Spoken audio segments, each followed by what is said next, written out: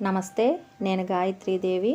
ఒక తండ్రి చనిపోయే ముందు కొడుకును పిలిచి, ఈ చేతి గడియారం 200 సంవత్సరాలకు పూర్వం మీ ముత్తాతగారు వాడినది. ఒకసారి నగల దుకాణానికి వెళ్ళి అమ్మటానికి ప్రయత్నించు. ఎంత ఇస్తారో అడుగు.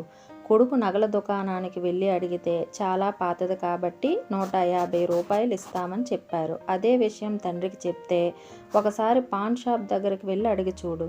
పాన్ షాప్ దగ్గరికి వెళ్ళి అడిగితే బాగా త్రుప్పు పట్టింది కాబట్టి 10 రూపాయలకి కొనగలమని చెప్తారు.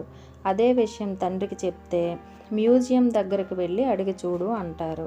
వాళ్ళది చూసి, ఇది చాలా పురాతనమైనది, చాలా విలువైనది, 5 లక్షలు ఇవ్వగలమని చెప్తారు. అప్పుడు తండ్రి కొడుకుతో, ఈ ప్రపంచం చాలా వైవిధ్యమైనది, నీకు ఎక్కడ విలువ ఉండదో అక్కడ ఉండకు.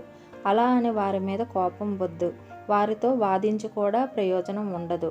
నీకు తగిన విలువ ఎక్కడ ఉంటుందో అక్కడ ఉండు అని చెప్తారు. మీకు ఈ కథ ఎలా అనిపించిందో కామెంట్స్ రూపంలో తెలియచేయండి.